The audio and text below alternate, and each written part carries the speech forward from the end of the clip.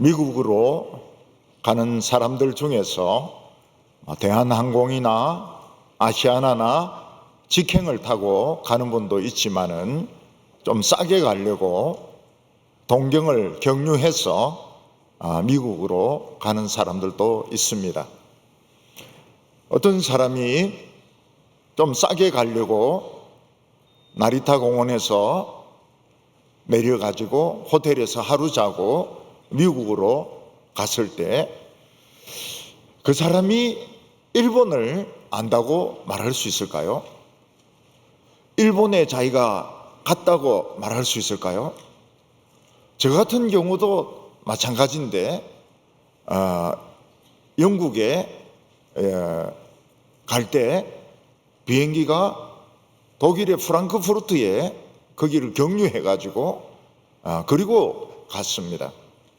그러면 제가 독일에 간 걸까요? 안 간 걸까요? 독일에 간 것이 아니고 독일을 경유한 것입니다. 그래서 저는 한 번도 지금까지 나 독일에 갔다 왔어 그런 말 하지 않습니다. 왜냐하면 저는 독일을 구경을 못했기 때문입니다. 일본에는 제대로 구경을 하려면 한 10번 정도 가야 됩니다. 동경도 여러 번 가야 뭐 황궁도 보고 올림픽 공원도 보고 또 거기서 올림픽 경기장도 보고 또 거기서 뭐 이 야끼 이모라고 해서 군 고구마도 먹고 또 큰 절이 있습니다. 절에도 구경하고 그리고 홋카이도도 가봐야 됩니다. 홋카이도는 지진이 났던 흔적을 그냥 그대로 남겨 놓았고 소화산이라고 있는데 그 산은 평지였다가 점점 산이 올라와서 이 뜨거운 산이 된 그런 곳입니다. 그리고 남쪽으로는 뭐 오키나와는 별로라 치더라도 이 큐슈 여기도 가봐야 됩니다. 큐슈 중부 지방에는 아소산이 있는데 거기는 지금도 화산이 계속 연기가 올라오고 있습니다. 그리고 거기서 조금 북쪽으로 가면 베푸라 해가지고 유명한 온천 도시가 있습니다. 그리고 남쪽에 남큐슈 거기에는 모래 찜질방이 있는데 아주 까만 이런 모래를 덮어줍니다. 덮어주면 그게 찜질이 되는 것이죠. 제일 오래 있는 사람이 한국 사람이라 그래요. 대만 사람이나 중국 사람은 뜨겁다고 금방 나가는데 한국 사람들은 돈이 아까워서 그런지 찜질방에서 연단이 돼서 그런지 꼭 시간을 채우고 나간다는 것입니다. 그런데 더 오래 있은 사람이 있습니다. 저입니다.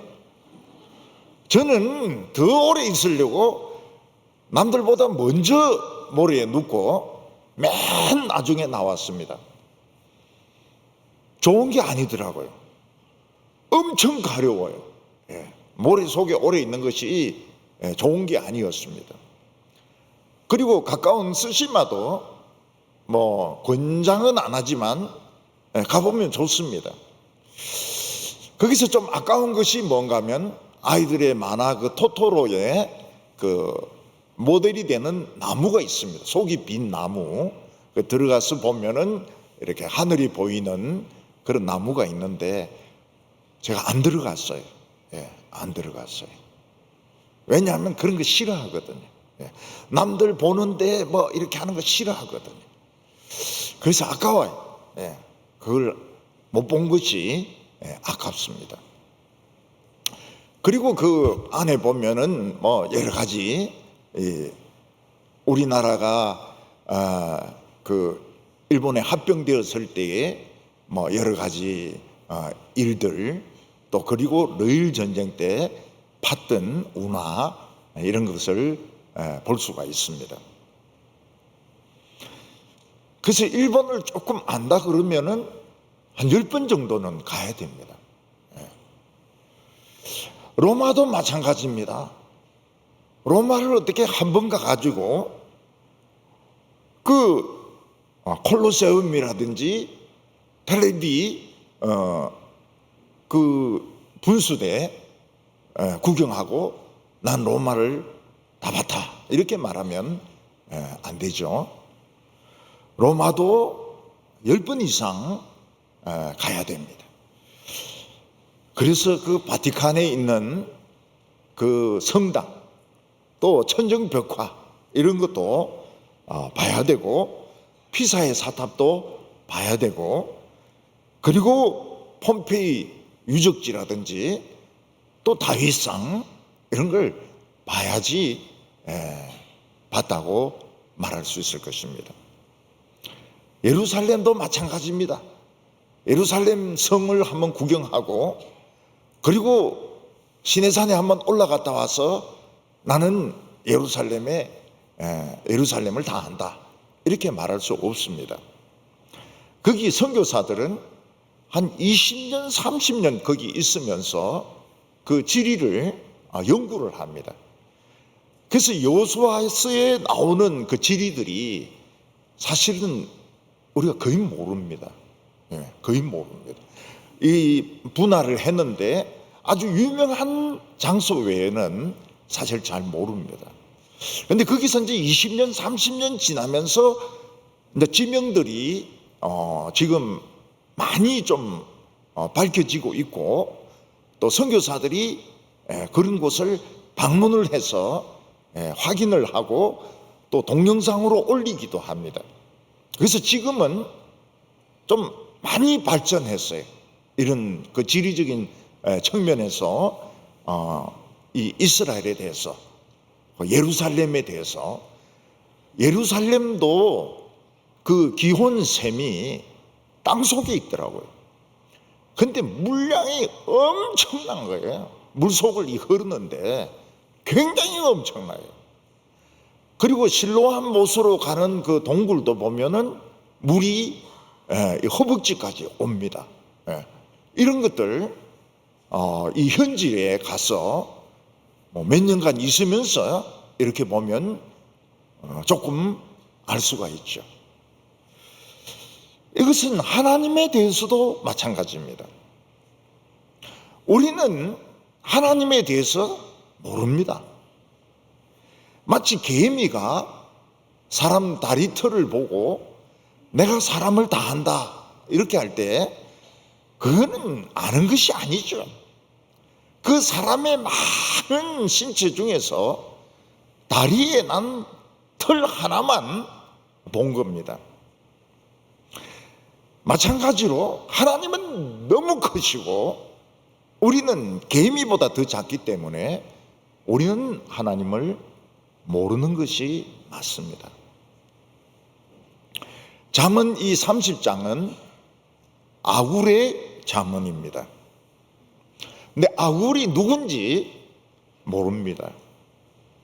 사람들 중에서는 솔로몬의 다른 이름이 아니겠느냐 하는데 그건 억지로 끼워 맞추려고 하는 것입니다. 아굴은 야게의 아들이라 그랬는데 다윗을 야게라고 부른 적은 한 번도 없습니다. 여기서 우리가 알 수 있는 것은 솔로몬 시대, 부흥의 시대에 굳이 솔로몬이 아니더라도 하나님의 지혜를 가르치는 선생들이 있었다는 것입니다. 그리고 그 선생들의 잠언이 하나님의 권위를 가지고 있었다는 겁니다. 그래서 이스라엘 학자들은 이 아굴의 잠언을 성경에 포함을 시킨 것입니다. 이 말씀은 아굴이라는 사람이 가르친 것이지만 하나님의 권위를 가지고 있다. 이렇게 다 판단을 한 것입니다. 근데 이 아굴의 잠언은 굉장히 재미가 있습니다. 아굴의 잠언은 아주 역동적입니다. 다이내믹한 그런 잠언입니다. 솔로몬의 잠언이 저 천천히 흐르는 이런 시냇물이라면 아굴의 자문은 마치 막 이 암벽 사이로 물이 막 흘러내리듯이 굉장히 격렬한 이런 자문으로 되어 있습니다. 이 아굴의 자문은 그 래프팅입니까? 래프팅을 할 수 있을 정도로 이 튜브를 타고 막 내려올 이를 정도로 굉장히 물살이 세고 다이내믹한 그런 자문으로 되어 있습니다. 재미가 있어요. 그리고 이 아굴은 반어법을 씁니다. 그래서 처음에는 멍청하게 있다가 딱 뒤통수를 맞는 거예요. 이 아굴은 반어법에 아주 능통한 사람이고 이 해학적입니다. 이 해학적이라고 하는 것은 아주 웃긴다는 거거든요. 웃기고 재밌는 것이 해학적입니다. 그래서 이 아굴의 자문은 솔로몬의 자문과 다릅니다. 아주 다이내믹하고 그리고 반어법을 쓰고 멍청하게 있다가는 그냥 그대로 당합니다. 그리고 아주 재미가 있고 해학적이다. 이런 특징을 가지고 있습니다. 오늘 첫 번째로 우리 인간은 하나님을 알 수 있을까 하는 질문입니다. 아굴 당시에는 자기가 성경을 꽤나 안다고 해서 하나님을 잘한다고 생각하는 사람들이 많았습니다. 사람들은 나름대로 하나님에 대해서 많이 가르쳤습니다. 하나님은 전쟁의 하나님이시다. 하나님은 비를 내리게 하시는 하나님이시다. 하나님은 때때로 불도 내리신다. 하나님은 심판하시는 하나님이시다. 하나님은 우리를 축복하시는 하나님이시다. 하나님에 대해서 많은 가르침이 있었던 것입니다. 신학생들이 신학교에 입학하면 신론을 배웁니다. 신론은 하나님이 어떤 분이신가? 거기서 우리 인간과 같은 공통적인 성품도 있으시고 우리가 흉내낼 수 없는 그런 성품도 있으시다. 그래서 공유적 특성, 비공유적 특성. 공유한다는 것은 우리가 하나님과 같은 그런 성품을 가질 수 있는 것이고 비공유적인 것은 우리가 가질 수 없는 것이다. 그리고 이 신론에서 굉장히 중요한 부분이 삼위일체론입니다. 삼위일체론. 시험은 항상 삼위일체론에서 나옵니다. 그래서 그 신학을 공부하면서 제일 재미없는 부분이 신론입니다. 신론. 하나님은 어떤 분이신가? 하나님은 전지전능하시며 무소부재하시며 뭐 하나님은 근데 참 지겨워 죽죠. 신론이 정말 재미가 없어요. 그러다가 제가 제임스 패커의 하나님을 아는 지식을 딱 읽었을 때 막 마음속에 감동이 오는 겁니다. 왜 신론을 이런 식으로 안 가르칠까? 그런 생각이 들었습니다. 우리는 하나님에 대해서 성경이 이야기하는 한도밖에는 모릅니다. 그래서 우리가 예수님에 대해서도 다 모릅니다. 모르는 게 너무 많아요. 성령님에 대해서는 더 모릅니다. 내 성경이 이야기하는 그 하나님, 그 성자, 그 성령, 그분 성경이 이야기하는 부분만 알고 있는데 그것은 하나님의 너무 작은 부분입니다. 그래서 우리는 하나님을 안다고 말할 수 없습니다. 하나님을 모른다고. 하나님을 배워가고 있다고 이야기를 해야 됩니다. 아굴은 자기가 하나님을 잘 안다고 막 가르치는 사람들을 향해서 나는 짐승이다, 이렇게 이야기를 하고 있습니다. 2절에 보면 나는 다른 사람에 비하면 짐승이라 내게는 사람의 총명이 있지 아니하니라. 아굴은 자기는 다른 사람과 비교하면 소나 돼지나 개 같은 짐승이라고 말을 하고 있습니다. 왜냐하면 너무 나는 지각이 없기 때문에, 나는 너무 생각이 없기 때문에 나는 소나 개나 돼지 같은 이런 짐승이라는 겁니다. 아굴은 젊은 사람들에게 하나님의 지혜를 가르치는 선생인데, 선생이 자기를 짐승이라고 하니까 제자들이 얼마나 놀랍니까? 선생이 짐승이면 우리는 짐승 새끼인가? 이런 생각이 들 것입니다. 짐승도 좀 지능이 있습니다. 그래서 위험한 것을 보면 피하기도 하고, 또 모성애가 있어가지고 아주 그 새끼에 대해서 굉장히 정성을 기울여서 새끼를 돌보는 것을 보게 됩니다. 근데 아굴은 뭐라고 말합니까? 난 짐승이라는 거예요. 나는 사람의 총명이 없다는 거예요. 그러니까 다른 사람이 보기에 이 아굴은 얼마나 무식한 사람입니까? 아굴은 얼마나 무지한 인간입니까? 짐승이라. 선생님이 짐승이라. 3절에 나는 지혜를 배우지 못하였고 또 거룩한 자를 아는 지식이 없거니와. 사람들이 보기에 아굴은 이방인 같습니다. 왜냐하면 하나님의 지혜를 배운 적이 없고 거룩한 자를 아는 지식이 자기는 없다는 겁니다. 아굴은 하나님에 대해서 많이 공부한 학자입니다. 그러나 자기가 아무리 공부를 많이 했다 하더라도 거룩한 자를 자기는 모른다고 이야기하고 있습니다. 우리는 하나님을 모릅니다. 우리는 하나님을 모릅니다. 그래서 매일매일 하나님을 조금씩 알아가고 있습니다. 우리의 재산이 무엇입니까?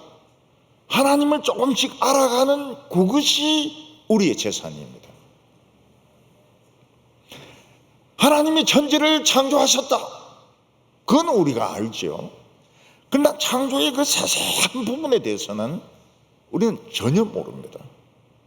왜 별들이 저 자리를 지키고 있는지, 왜 블랙홀이 있는지, 왜 우주는 이렇게 생겨 있는지 우리는 모릅니다. 우주를 모르니까 하나님을 알 수가 없는 겁니다.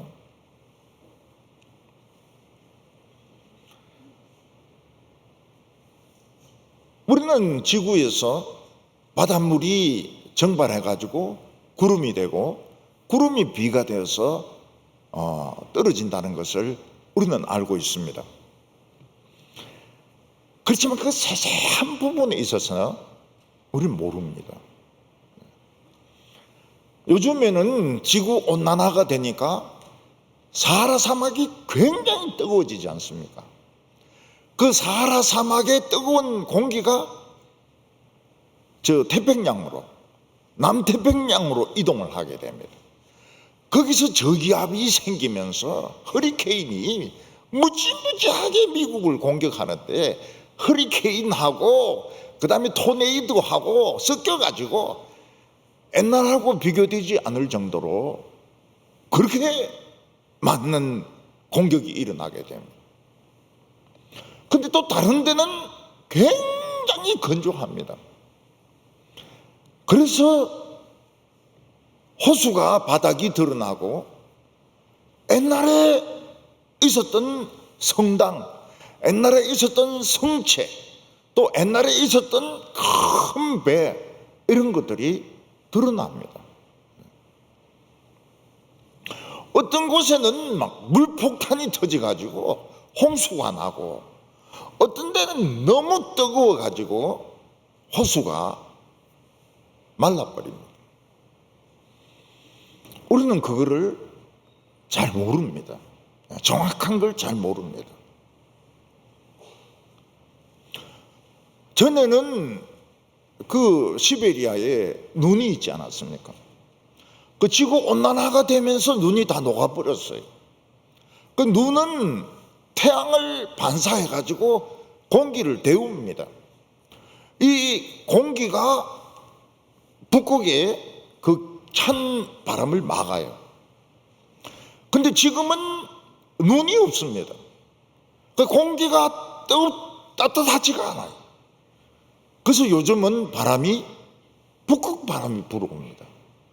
전에는 시베리아 바람이 불어왔는데 이제는 북극 바람이 불어와요. 계절이 없습니다.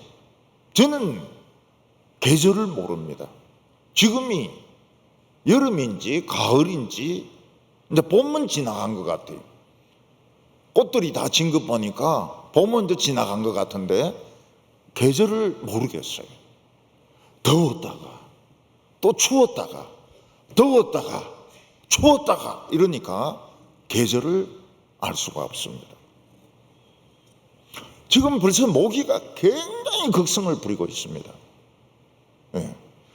하루살이가 엄청나게 지금 막 생기고 있습니다. 따뜻하니까요.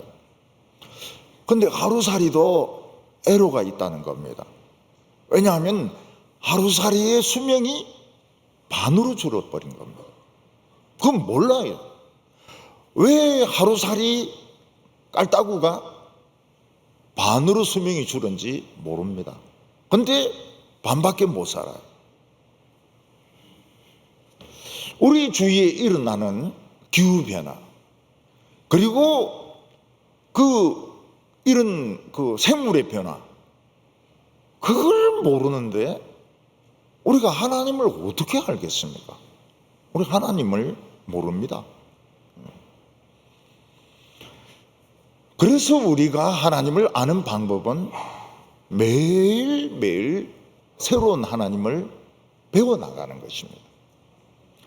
하나님이 내 기도를 들어주셨습니다. 아, 기도를 들어주시는 하나님이시구나. 하나님이 병을 치료해 주셨습니다.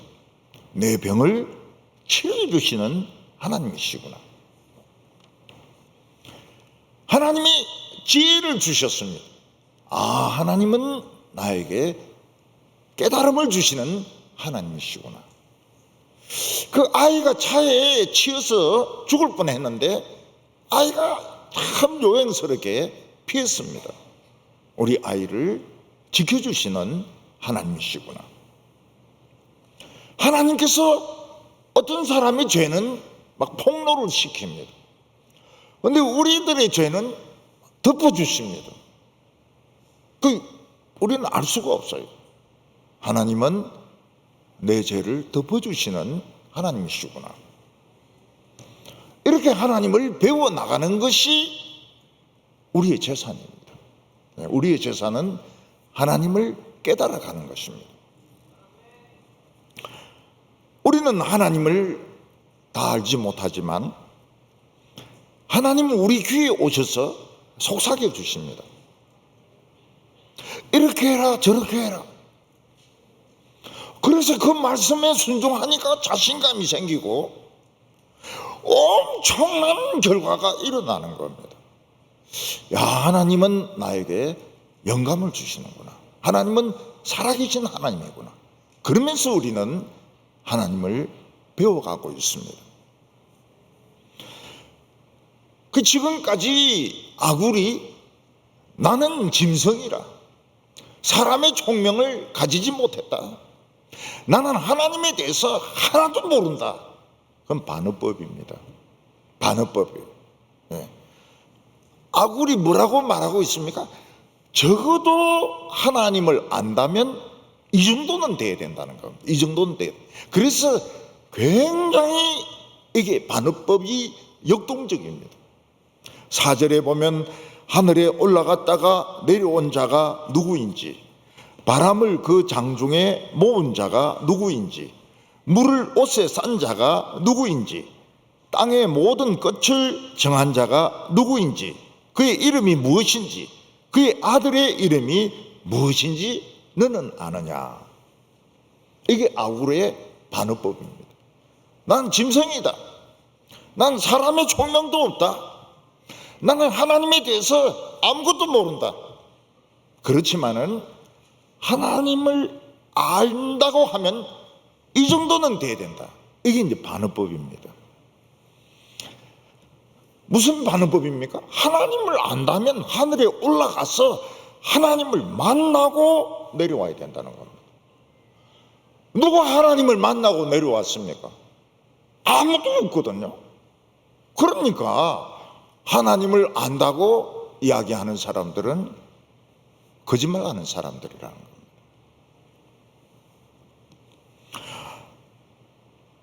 우리는 하나님을 본 적도 없습니다. 이런 파리가 사람을 알까요? 모릅니다. 왜냐하면 방에 들어올 수가 없습니다. 창문이나 문에 전부 방충망을 쳐가지고 파리가 들어올 수가 없습니다. 파리가 들어와야 사람을 만날 텐데 사람을 볼 수가 없습니다. 그리고 들어왔다 그러면 바로 F킬러나 파리채 가지고 때려가지고 죽여버립니다. 그러니까 이야기할 시간이 없어요. 며칠 전에 제 방에 큰 파리가 들어왔어요. 시커멓게 큰 파리가 들어왔습니다. 저는 제가 이 파리를 잡을 수 있다고는 저는 생각하지 못했습니다. 그렇지만 구두칼을 가지고 이 파리를 위협을 했습니다.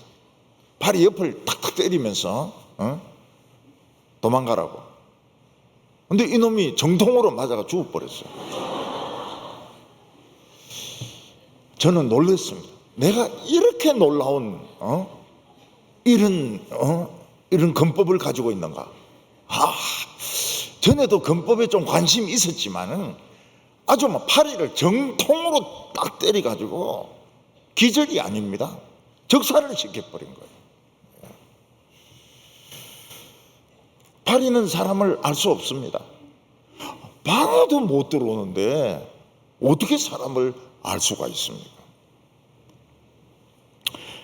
그 대신 파리는 예의가 있습니다. 그래서 사람의 음식을 훔쳐먹기 전에 빕니다. 죄송하다고. 식사하시기 전에 먼저 제가 입을 대서 대단히 죄송합니다. 싹싹 빌고 난 뒤에 먹습니다. 우리가 적어도 하나님을 안다면 바람을 손 안에 넣을 수 있어야 됩니다. 바람을 장중에 넣은 자가 있다. 장중이 손을 말합니다. 손바닥. 우리 손은 너무 작아서 바람을 잡을 수가 없습니다. 그래서 솔로몬은 뭐라고 말합니까? 바람을 잡으려는 것 같다. 바람을 잡으려는 것 같다. 우리는 바람을 못 잡습니다. 근데 하나님은 태풍을 잡습니다. 놓으면 태풍이 나갑니다. 잡으면 태풍이 멈춥니다. 하나님의 손은 엄청 크시기 때문에 그 하나님의 손 안에 열대성 저기압이 다 들어오는 겁니다. 우리 손은 너무 작습니다. 그래서 우리는 늘 자기중심적입니다. 모든 걸 내 중심적으로 봅니다. 자기밖에 생각을 못합니다. 그 이유가 뭡니까? 손이 작아서 그래요. 손이 작아서. 우리는 적어도 하나님을 안다 그러면 옷으로 바닷물을 쌀 수 있어야 됩니다. 물론 그 옷은 비옷이죠. 비우시거나 아니면 비닐로 된 봉지입니다.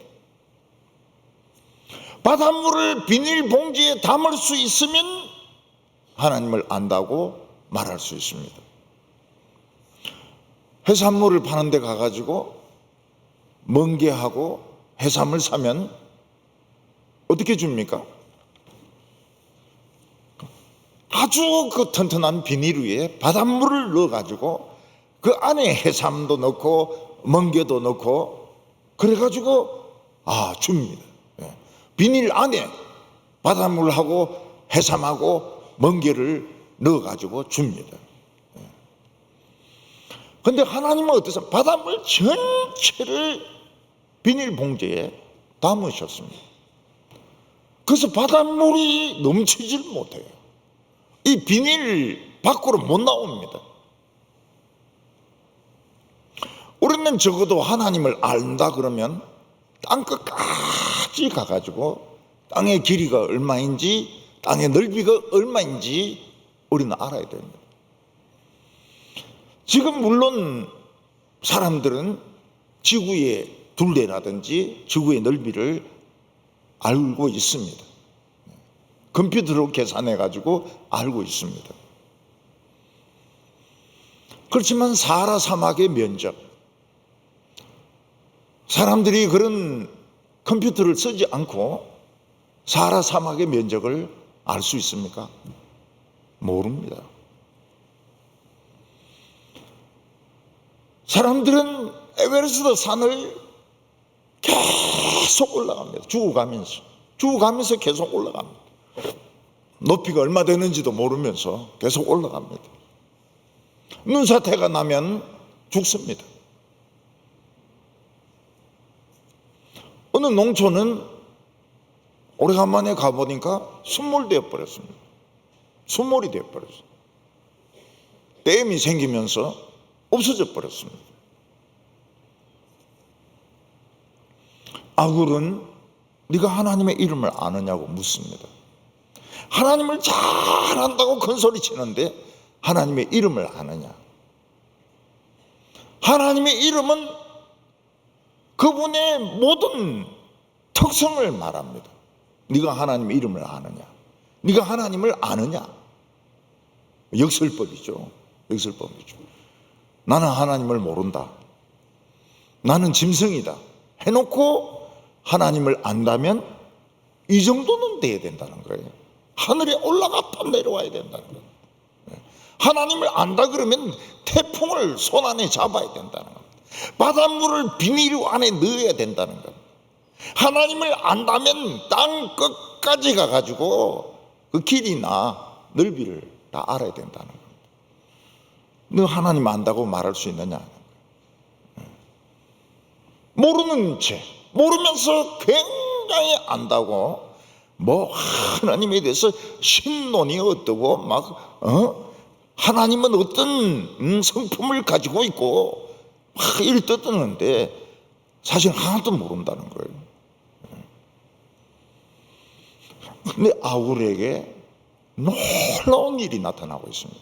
그게 뭔가 하면 내가 하나님의 아들의 이름을 아느냐? 하나님의 아들의 이름을 네가 아느냐?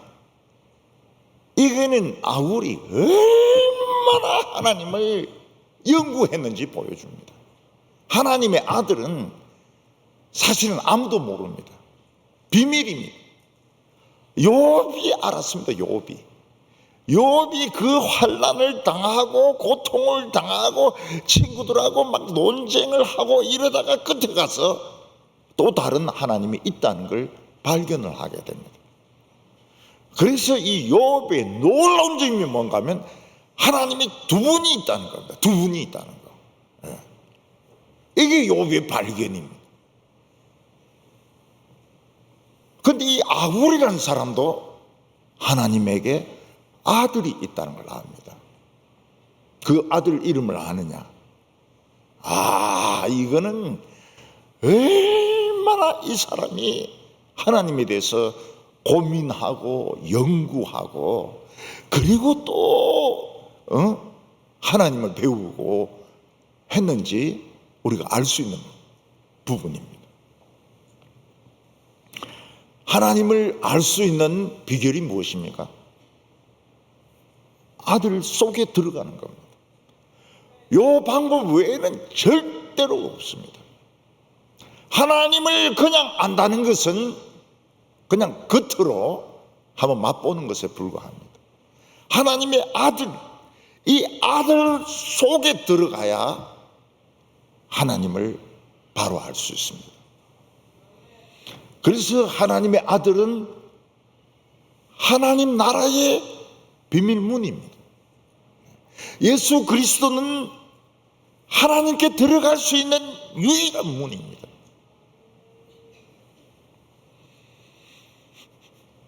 그 외에 인간이 하나님을 바로 알 수 있는 방법은 없습니다. 절대로 없습니다. 오늘 두 번째는 이 하나님의 말씀에 대한 자세를 말하고 있습니다. 이스라엘 백성들에게 가장 놀라운 축복은 하나님의 말씀이 그들에게 있다는 것입니다. 하나님의 말씀이 있다는 것은 세상의 어떤 부강한 나라보다도, 어떤 큰 나라보다도 더 큰 축복을 가지고 있는 겁니다. 왜냐하면 온 우주를 창조하신 하나님의 말씀을 가지고 있으니까요. 근데 이스라엘 백성들은 이게 불만이었습니다. 하나님의 율법책은 오래된 책입니다. 그들에게 필요한 것은 돈입니다. 권력입니다. 세상의 유행입니다. 세상의 성공입니다. 그래서 이스라엘 백성들은 항상 하나님에 대해서 반항적이었습니다. 불만이 많았어요. 이것은 오늘 우리들에게도 마찬가지입니다. 오늘 우리 믿는 사람들에게 최고로 큰 축복은 하나님의 말씀이 주어져 있다는 겁니다. 우리에게 성경이 있는 겁니다. 성경을 가지고 있다는 것은 세상의 어떤 부자보다도 우리는 더 부자입니다. 오늘 신문을 보니까 우리나라의 엄청난 부자가 딴 여자 사귀는 바람에 재산이 반토막이 나버렸어요. 위자료가 1조 4천억 원입니다. 그게 많은지 적은지 감이 안 와요. 저는 뭐 이러면은 이게 많은 돈인지 적은 돈인지 진짜 짐작이 안 됩니다. 진짜 짐작이 안 돼요. 그러니까 얼마나 재산이 많은지 모르겠어요. 더 많죠. 이 사람은 몇 조 되지요. 몇 조 되지. 근데 그 부정을 저지르는 바람에 1조 4천억 원이 딱 날아가는 겁니다. 우리에게 가장 큰 축복은 하나님의 말씀이 있는 겁니다. 그러나 우리는 만족 못합니다. 왜냐하면 우리는 돈이 더 중요합니다. 성경책보다 돈이 더 중요해요. 돈이 더 필요합니다. 돈을 달라. 돈을 달라. 성경책보다 돈을 달라. 아파트를 달라. 성경책보다도 집이 필요하다. 이거는 안 그런 사람 없습니다. 우리는 성경에 만족 못합니다. 그 성경을 파고들 줄 몰라서 그런 겁니다. 성경은 거대한 산입니다. 그 속을 깊이 파고 들어가면 루비, 사파이어, 다이아몬드 온갖 보물을 캐낼 수가 있는데 그 드릴을 모르는 겁니다. 이 돌산을 캐고 들어갈 수 있는 드릴이 없는 거예요. 여러분, 목사는 인문학자가 아닙니다. 저는 목사가 인문학자를 굉장히 싫어합니다. 왜냐하면 쓸데없는 소리 너무 많이 해요. 목사는 엔지니어입니다. 무슨 엔지니어입니까? 드릴을 가지고 바위를 파고 들어가는 엔지니어입니다. 엔지니어. 안에 들어있는 보석을 캐내야 됩니다. 그러면 교인들이 복을 받아요. 교인들이 다 복을 받습니다. 그리고 교인들이 기도를 합니다. 자신들이 알아서 기도를 해요. 막 기도하고 싶어요. 하나님의 말씀을 들으면 막 기도하고 싶어요. 기도하니까 병이 낫습니다. 기도하니까 부흥이 일어나는 겁니다. 그런 방법을 안 쓰면 이거는 제대로 이 성경의 가치를 알 수가 없는 겁니다. 5절에 보면 하나님의 말씀은 다 순전하며 하나님은 그를 의지하는 자의 방패시니라. 하나님의 말씀은 불순물이 조금도 없습니다.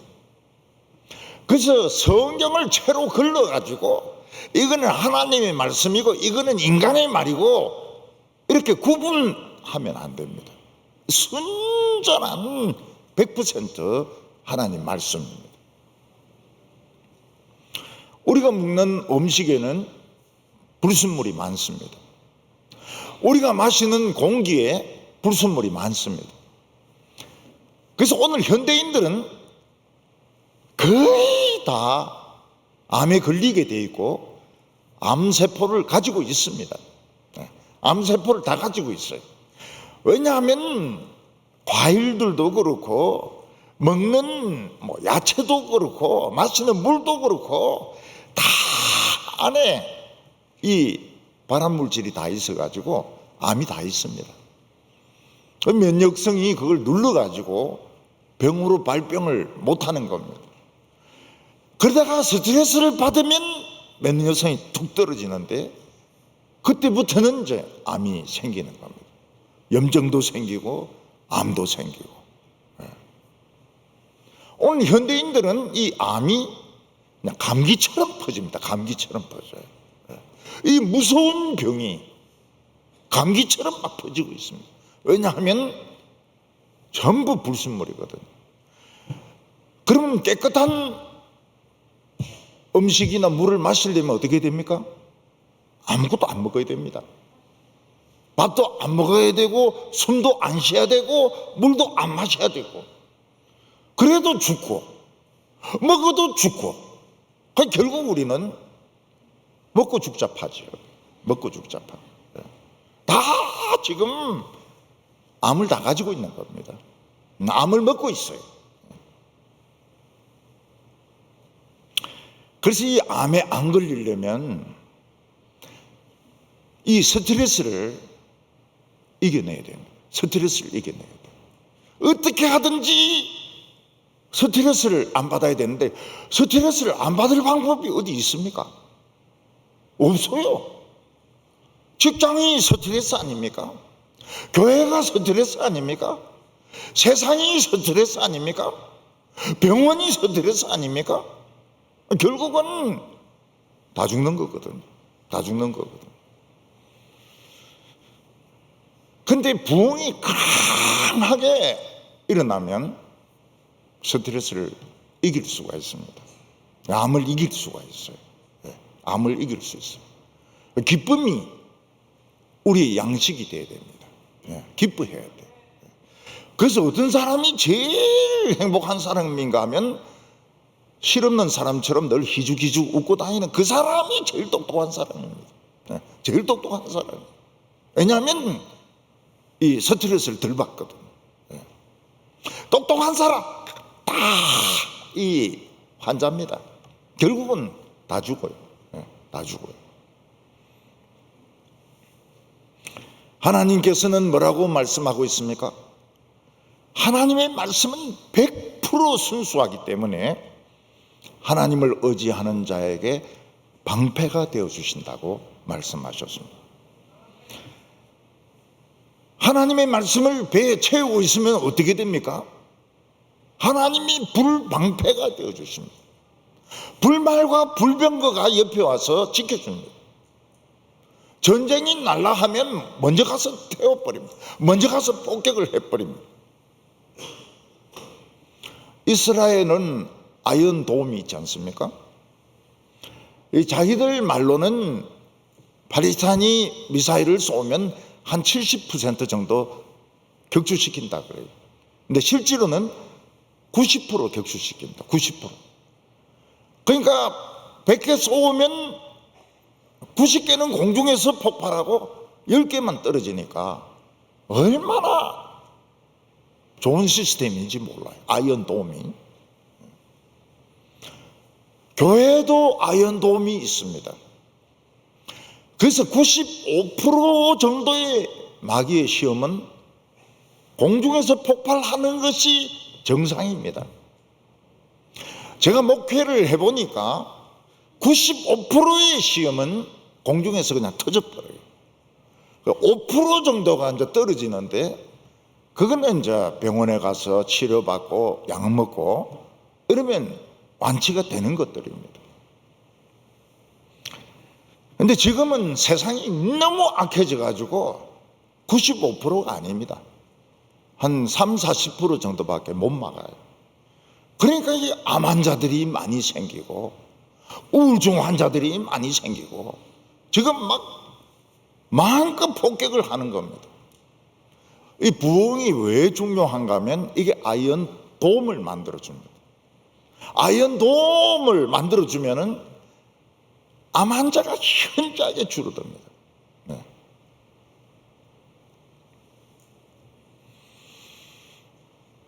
지금 마귀는 늑대처럼 돌아다니고 있습니다. 이 거리를 늑대처럼 돌아다니고 있어요. 네. 그냥 보면 물려 죽는 거죠. 이 늑대인데 안 물리려면 어떻게 해야 됩니까?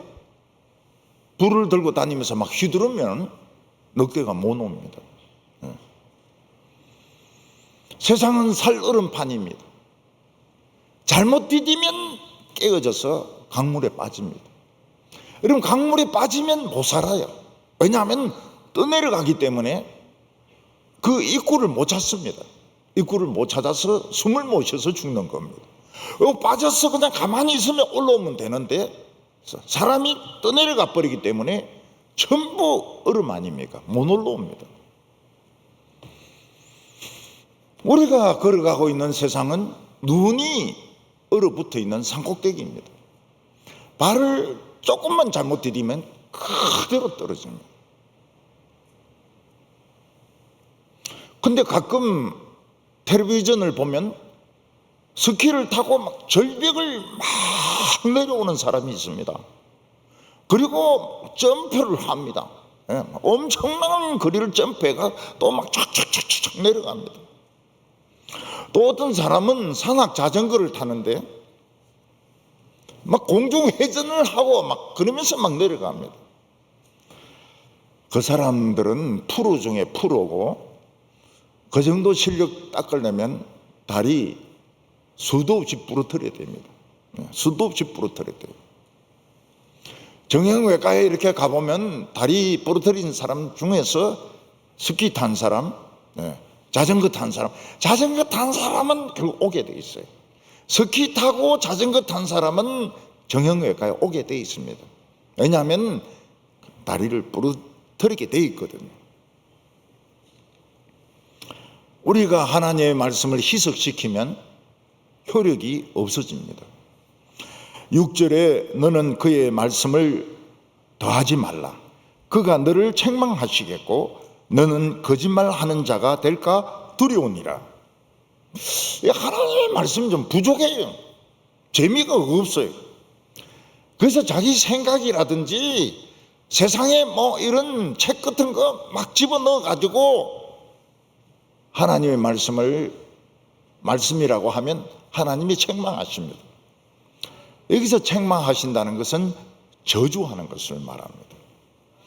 거짓말장입니다. 거짓말장이에요. 그는 진리의 말씀을 가지고 사기를 치는 사람입니다. 하나님의 말씀이 재미가 없대서 빼버리면 어떻게 됩니까? 하나님은 그 사람도 빼버립니다. 천국 명단에서 이름을 빼버립니다. 하나님의 말씀은 순수한 말씀이기 때문에 건드리면 안 됩니다. 건드리면 안 돼요. 내가 메시지 성경을 읽고 있거든요. 너무 손을 많이 댔어요. 너무 손을 많이 댔어요. 오늘 아주 인기 있는 성경입니다. 스티븐슨 메시지 성경. 너무 손을 많이 댔어요. 그래도 읽습니다. 왜냐하면 재밌으니까. 재밌으니까. 성경에는 더 하면 안 됩니다. 더 집어넣으면 안 돼요. 빼면 안 됩니다. 요즘 도마복음서 막 강의한다고 신문에 막 광고 내고 이러는데 그 의심 많은 도마복음 들으면 안 돼요. 의심 많은 도마의 복음을 들으면 안 됩니다. 오늘 마지막으로 아굴이 기도한 두 가지가 있습니다. 우리 개인에게는 나름대로 다 소원이 있습니다. 어떤 사람은 좋은 집을 가지는 것이 소원이고, 어떤 사람은 교장이나 총장이나 국회의원이 되는 것이 소원이고, 어떤 사람은 큰 부자가 되는 것이 소원일 것입니다. 그래서 운동선수들이나 가수들이나 엄청난 돈을 번 사람들이 전부 빌딩을 사가지고 세를 받아서 생활을 합니다. 그건 참 부끄러운 일입니다. 재주가 아까워요. 왜냐하면 빌딩을 사가지고 세를 받아서 산다는 것은 진짜 머리 나쁜 사람들이 하는 거거든요. 정말 머리 나쁜 사람들이 하는 겁니다. 그 좋은 머리를 가진 사람이, 그 좋은 기술을 가진 사람이 뭐가 겁이 나가지고 그 빌딩을 가지고 그 이자를 가지고 노후를 먹고 살려고 하느냐 이거죠. 부끄러운 일이죠. 그런 것은 학벌도 없고 재주도 없고 돈만 있는 사람들이 하는 일입니다. 머리 좋고 유능한 사람들, 재주 있는 사람들이 왜 그런 식으로 살라고 하는지 그거는 저는 아주 부끄럽게 생각해요. 아굴에게는 두 가지 소원이 있었습니다. 이 아굴의 소원이 바로 하나님의 백성들의 소원입니다. 7절과 8절 보면 내가 두 가지 일을 주께 구하겠사오니 내가 죽기 전에 거절하지 마옵소서. 곧 헛된 것과 거짓말을 내게서 멀리 하옵시며 나를 가난하게도 마옵시고 부하게도 마옵시고 오직 필요한 양식으로 나를 먹이소서. 교인들이 되게 늙으면 편안하게 죽게 해달라고 기도합니다. 어떤 분은 요양병원에서 죽지 않게 해달라고 기도하고, 어떤 분은 너무 오랫동안 병원에 입원하지 않게 해달라고 기도를 합니다. 그런데 아굴은 그런 기도가 아닙니다. 아굴의 기도 제목은 헛된 것과 거짓말을 멀리하게 해달라는 겁니다. 헛된 것과 거짓말을 멀리하게 해달라는 말은 진실한 마음으로 살게 해달라는 겁니다. 나의 남은 생애를 진실한 마음으로 살다가 죽게 해주십시오. 이게 아굴의 첫 번째 기도 내용이었습니다.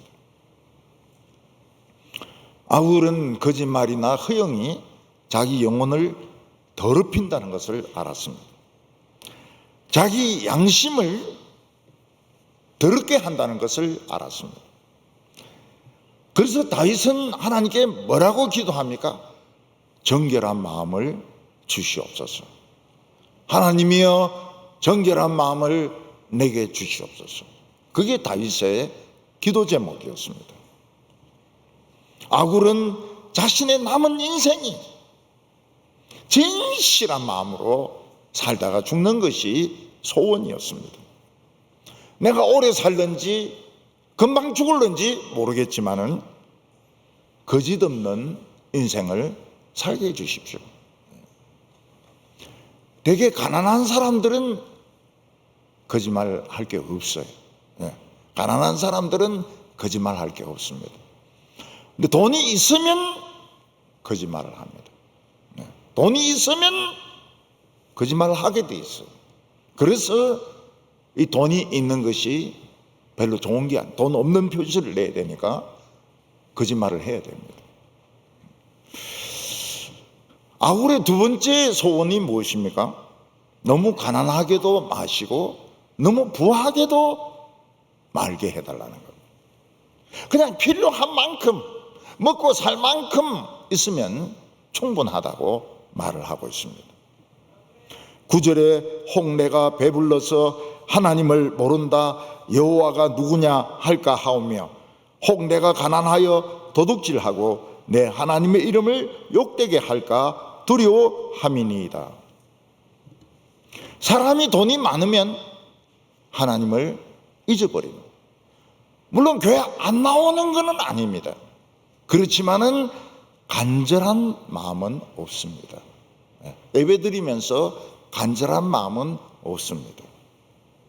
물론 입으로 하나님을 모른다 여호와가 누구냐 그런 소리는 안 합니다. 그러나 그의 생활에는 기도가 필요 없습니다. 하나님의 말씀도 필요 없습니다. 왜요? 돈이 있으니까. 돈이 있으니까. 그게 하나님을 모른다 여호와가 누구냐 그런 뜻인 겁니다.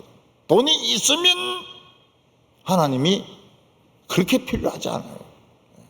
기도가 그렇게 필요하지 않아요. 돈이 있으니까요.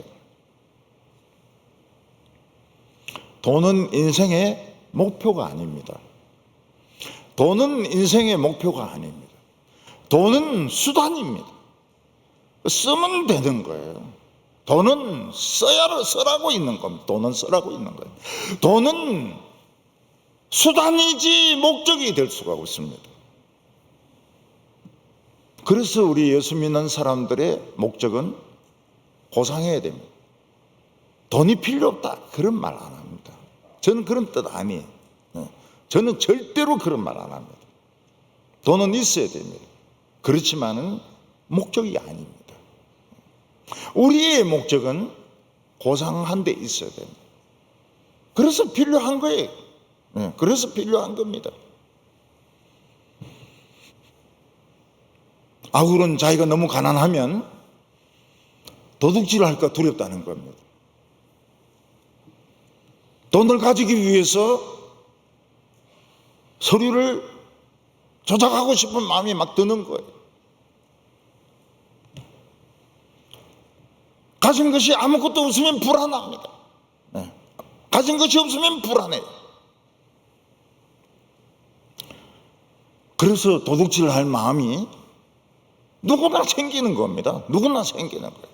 돈을 가지고 싶은 거예요. 그래서 신앙이 대단한 사람인 겁니다. 정확하게 기장하고 정확하게 기록을 하고 그런 사람은 이게 돈이 아니거든요. 돈이 아니니까 깨끗하게 그 회개를 하는 겁니다. 저는 교회를 여러 번 옮기면서 그 중직자들이 돈을 빼내는 걸 봤어요. 제가 본 건 아니고 이제 들켰으니까 그게 이제 교회 못 나오게 하는 겁니다. 여러 번 있었어요. 여러 번 있었어요. 그러니까 이게 이 도둑질을 할 욕심은 누구든지 생길 수 있는 겁니다. 누구든지 생길 수 있어요. 그래서 보통 독종이 아니면 깨끗하기 어려워요.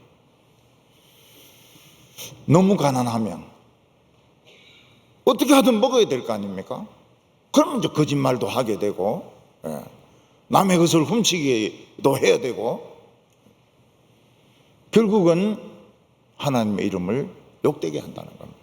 자기 소원이 뭔가 하면 그냥 먹을 만큼만 달라는 겁니다. 아굴은 존경할 자를 존경하는 것이 인생의 도리라고 말합니다. 부하는 상사를 존경하며 자식은 부모를 공경하는 것이 인간의 도리인 것입니다. 10절과 11절 보면 너는 종을 그의 상전에게 비방하지 말라. 그가 너를 저주하겠고 너는 죄책을 당할까 두려우니라. 아비를 저주하며 어미를 축복하지 아니하는 무리가 있느니라. 종을 상전에게 비방하지 말라. 종이 잘못한 것을 주인에게 일러주지 말라. 이런 뜻도 있지만은 종에게 주인 욕을 하지 말라는 겁니다. 왜냐하면 종이 주인을 우습게 하는 겁니다. 그런 일이 있고 나면 우습게 하는 거예요. 교회 오래 다닌 자녀들이 신앙이 삐딱합니다. 우리 교회는 참 다행스럽게도 중직자 자녀들이 참 찬양이나 진행팀이나 정말 앞장서서 막 열심을 냅니다. 근데 사실은 그렇지 못한 것이 한국 실정입니다. 왜 그럴까요? 목사님하고 전도사님을 부모가 욕을 합니다. 언제? 밥 먹을 때. 아이들이 안 듣는 것 같지만 다 듣습니다.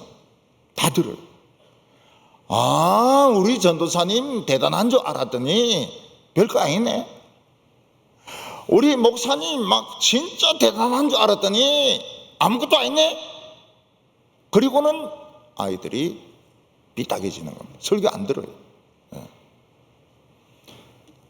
그래서 제가 이야기합니다. 목사 욕할 수 있다. 전도사 욕할 수 있다. 그렇지만은 애들이 없을 때 어디 홍동묘지 가가지고 거기서 밤 12시부터 욕을 해라. 왜냐하면 거기 있는 형제들은 그 영향 안 받으니까요. 그 자기 애들을 죽이는 거예요. 밥상에서 막 욕을 합니다. 밥상에서 욕을 해요.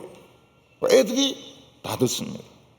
굉장히 부정적인 신자가 되는 거예요. 신자도 아니죠. 신자 아니에요. 부모에게 버림당한 어린 아기가 있었습니다. 이 어린 아기는 누가 주워다가 키웠는데 이 아기는 자기 인생을 사랑했습니다. 부모를 원망하고 사회를 원망하고 하나님을 미워하고 이런 게 아니라 자기 인생을 사랑했습니다. 굉장히 축복을 받았어요. 유명한 사람이 되었습니다. 오늘 우리들에게 있어서 오늘 내가 살아있는 것을 사랑한다는 것이 얼마나 중요한지 모릅니다. 지금 내 형편과 처지를 가지고 원망 불평해봐야 나빠질 것밖에 없습니다. 아무 유익이 없습니다. 야, 내가 살아있구나. 하나님이 나를 살려주셨구나. 감사하구나. 그러니까 복을 받는 거예요. 남들이 못 받는 복을 받는 겁니다. 사람들 중에는 자기가 깨끗하다 하면서 자기 더러운 것을 안 씻는 사람이 있습니다. 자기가 깨끗하면 자기 자신을 씻어야 되는데 말로만 깨끗하다 하고 안 씻는 거예요. 모욕을 안 하는 거예요. 모욕을 안 하면 더러운 겁니다. 더러운 거예요. 제가 말씀드렸죠? 마오쩌둥은 이빨을 안 닦아요. 평생 이빨을 안 닦아요. 세수 안 합니다. 모욕을 안 해요. 천하의 더러운 놈이, 더러운 분이 마오쩌둥입니다. 마오쩌둥은 담배를 하루에 50개비가 아닙니다. 50갑을 피웁니다. 그리고 성 도착 환자입니다. 성에 미친 사람. 얼마나 문란했는지 모릅니다. 그래도 오래 살았어요. 죽을 때 그의 폐는 종이가 되어버렸습니다. 너무 굳어져 가지고 숨을 제대로 쉴 수가 없었어요. 그 밑에 전쟁의 천재가 있었습니다. 임표라고, 린파오. 세수를 안 해요. 왜냐하면 모택동이가 안 하니까. 세수 안 해요. 목욕 안 해요. 정말 더럽고 추접습니다. 근데 전쟁에서 천재입니다. 그래서 이 만주 쪽에서 국민당을 쳐부숴 가지고 장개식을 쫓아내는 거예요. 근데 결국은 모택동인데 당합니다. 모택동이 위협을 느끼는 거예요. 너무 똑똑하니까. 그래서 공자를 반대하고 린파오를 반대하는 운동을 벌여가지고 그 문화혁명 후반부에 비행기 타고 탈출하다가 추락해가지고 의문의 죽음을 죽습니다. 의문의 죽음이 어디 있습니까? 다 모택동이가 만드는 것이죠. 어떤 사람은 막 얼마나 자기가 대단한지 눈을 막 치게 뜨고 다니니까 눈꺼풀이 막 뒤집어진 사람이 있어요.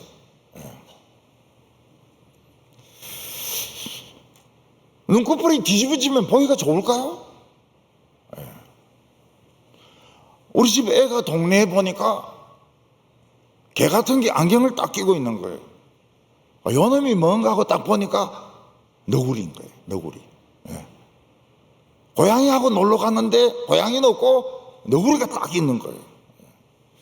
그래서 사진 딱 찍어가지고 우리인데 보냈습니다. 너구리 성질 얼마나 더러운지 아시죠?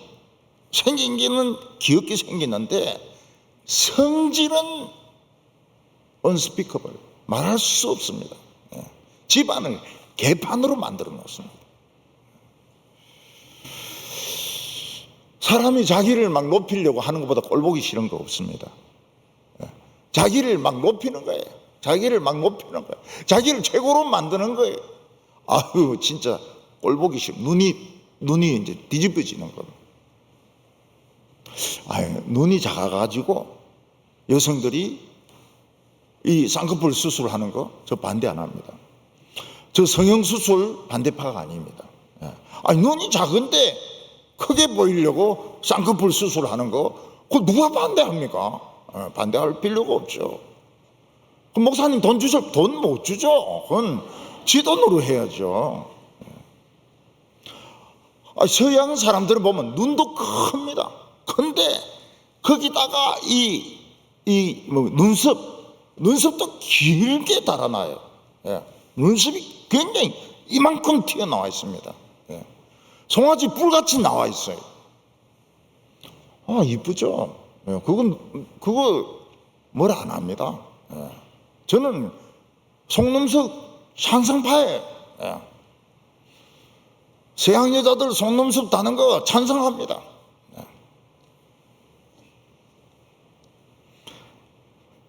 근데 얼굴은 이쁜데 하는 행실이 형편없어요. 말은 잘하는데 행실이 이 개판이에요. 그러면 그거는 아무 가치가 없는 겁니다. 인정 안 해줘요. 이쁜 거 더 꼴보기 싫습니다. 눈썹 올린 거 더 보기 싫어요. 오늘 여기 보면 어떤 사람은 이빨이 장금이라 그랬어요. 앞니가 장금이고 어금니가 군도, 대금이죠. 대금. 군인들이 쓰는 대금이라고. 그래서 그 이빨로 사람을 막 물고 갈아가지고 먹는 겁니다. 이제 그런 사람들이 늑대죠. 늑대고 사자고 표범이고 맹수과입니다. 우리는 늑대 속에서 살아가야 됩니다. 늑대 속에서 정글에서 살아남으려면 뭐가 되어야 될까요? 타잔이 돼야죠. 타잔. 그래서 이거 칡는 잡고 하고 나쁜 놈 오면 해가지고 코끼리 부르고 그래야 우리가 살 수가 있는데, 우리가 능구를 탈 수도 없고 코끼리도 못 부르고 그러면 우리는 죽는 거 아닙니까? 우리에게 몽둥이가 있습니다. 모세의 몽둥이가 있습니다. 모세의 몽둥이를 가지고 늑대 머리를 딱 때리면 도망갑니다. 아프니까 도망갑니다. 사자도 몽둥이 휘두르면 도망가요. 그리고 신발을 튼튼하게 해야 됩니다. 왜냐하면 이 독사가 기어다니니까 발목 같은 데 물거든요. 그리고 그 가시나무들이 있기 때문에 신발이 튼튼해야 됩니다.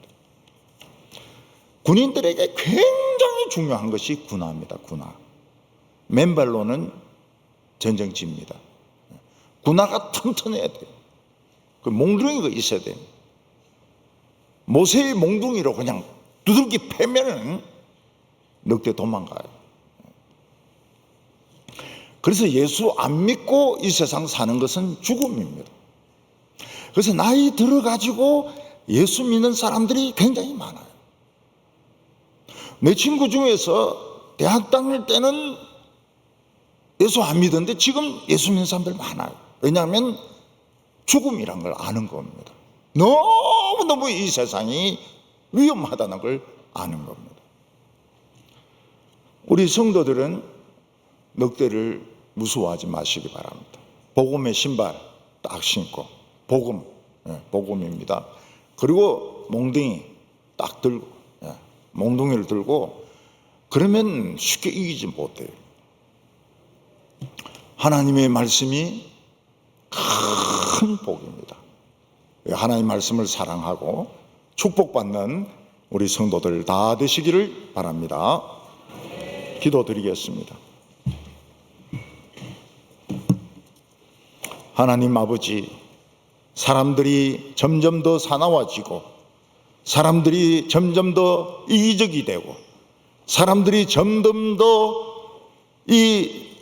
무서워지는 이때에 저희들을 양으로 만들어 주셔서 감사합니다. 하나님, 저희들을 지켜주시옵소서. 불말과 불병거로 지켜주시고 방패로 지켜주시기를 원합니다. 저희들이 먹고 사는 거로 걱정하지 말게 하여 주시고 돈 모으고 성공하는 것이 우리 인생의 목적이 되지 말게 하여 주시고 우리가 참으로 하나님 앞에서 분수에 맞는 인생을 살게 하여 주시옵소서. 예수님의 이름으로 기도하옵나이다. 아멘.